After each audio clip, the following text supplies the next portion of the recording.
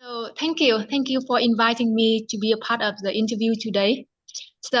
And to answer your question, introduce about myself.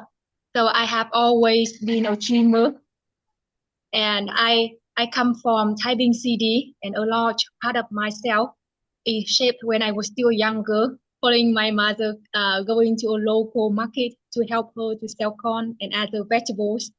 And I come from a very humble beginning of farming community, Thái Bình City, which is a 2 hour drive from the capital city in Hanoi, Vietnam. And my parents were farmers. They taught me how to grow vegetables and sell corns from a very young age. So during my high schools, I had to go to a market pretty early in the morning to sell vegetables. So I could pay for my tuition fee before my school day started. I thought about my future. I thought about what I wanted, and I thought about becoming a banker because of the belief that if I could further my education in this profession, I could be more financially independent. So, despite life challenges, and I entered the banking industry 6 years ago and worked as a banker. So, coming from a very humble beginning in a farming community where the chores are endless, this background has helped me to develop core values such as a strong work ethic, tenacity, perseverance, and especially passion. And I believe that these core values help me to get accepted by two well-known universities around the world. One is from Australia, and the other is from our university. And here I am as a second year MBA student. Can you tell me a little bit more about how you came to Cal State Fullerton, how you ended up here? When I was in Vietnam, I wanted to get an MBA to further my education. So I know that in order to do so, I needed to leave Vietnam for a while because I wanted to be a change maker. So I wanted to uh, further my education in a university outside of Vietnam, and I also wanted to be in a place where provides me opportunity to grow and to learn, where my voice is heard. And also, I wanted to to break the so-called poverty in my family that had existed for so many years. And then why I chose our university, Cal State Fullerton, because of its reputation, location, and diversity. I think that is a great place to study because we have truly high qualified professors who teach students with heart, with soul, especially with compassion.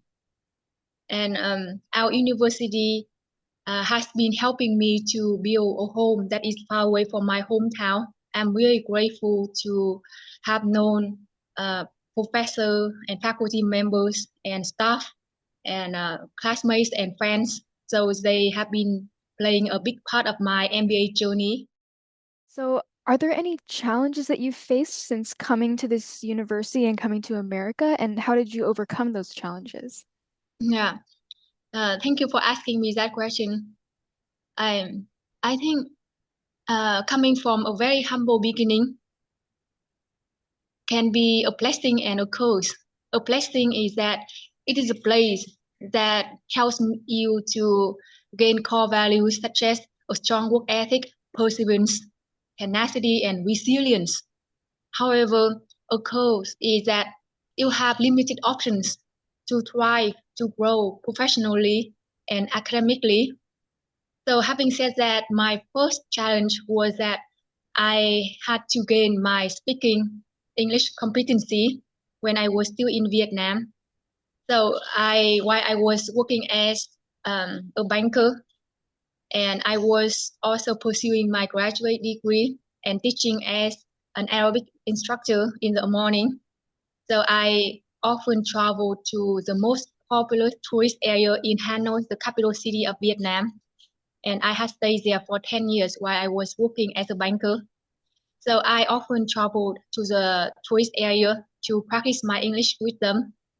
And So in return that I just wanted them to correct my English, and I gave them so many free tours around the capital city of Vietnam, Hanoi. Learning English in that way helped me to expand my network of friends.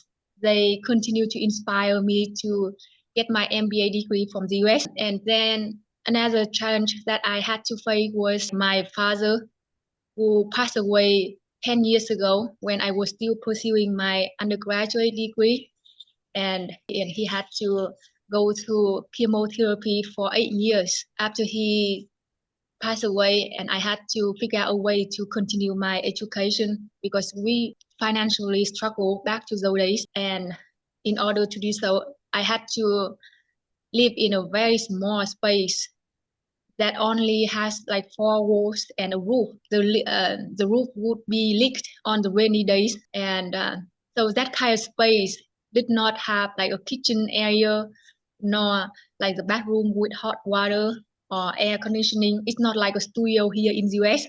My only roommates were like rats and mice, and sometimes they would chew the tip of my toes while I was sleeping.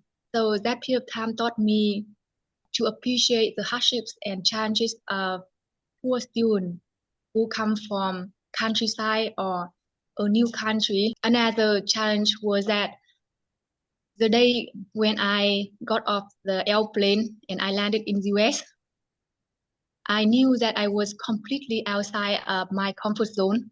I was scared and nervous, anxious, and I wanted to find a place that was affordable before my school days started. And then I decided to stay in Fountain Valley for 1 month, and then I would catch a bus with my bike, and I would go to our campus, and then to ask people around the Fullerton community to see whether they knew anyone who was looking for roommates. That was really challenging back to those days because the combination of the extreme heat in California and also walking around the campus and community, and also sitting at the bus stops for hours. So, and finally, with my try to succeed in the US, and I finally found a truly affordable place to stay. So those are three challenges that I had to experience on the way to achieve my MBA degree. So after you complete your MBA at Cal State Fullerton, what are your next goals? So with the guidance and mentorship from faculty members from our university, I have realized that my goal is not just to get an MBA degree, but also to get a PhD. And also I would like one day, I would like to go back to my hometown and apply for faculty position in a university in my homeland to help to nurture young generations, to help them to figure out their talents. And also I would like to use my acquired skills and talents to create more job opportunities for the disadvantaged. One goal in my vision is that I would like to serve as a role model. I would like to help women to recognize their voice and their talents. So those are my big goals in my long term. What advice would you give to other international students who are pursuing their education in America? Yeah, I I'm just speaking from my heart. With my background coming from a farming community where the chores are endless, and like I said earlier, that I have always been a dreamer. So my advice to international students is that dream and dream big. So once you have a dream for yourself and set a goal for yourself, and then focus on the daily actions, while surrounding yourself with people who would like you to succeed, who would like to see you succeed. So these people could be faculty members and friends and classmates or the family members. And also, I'm a positive person. I would encourage people to stay positive and always have a big smile on their face. So those are pieces of advice I would like to give for international students.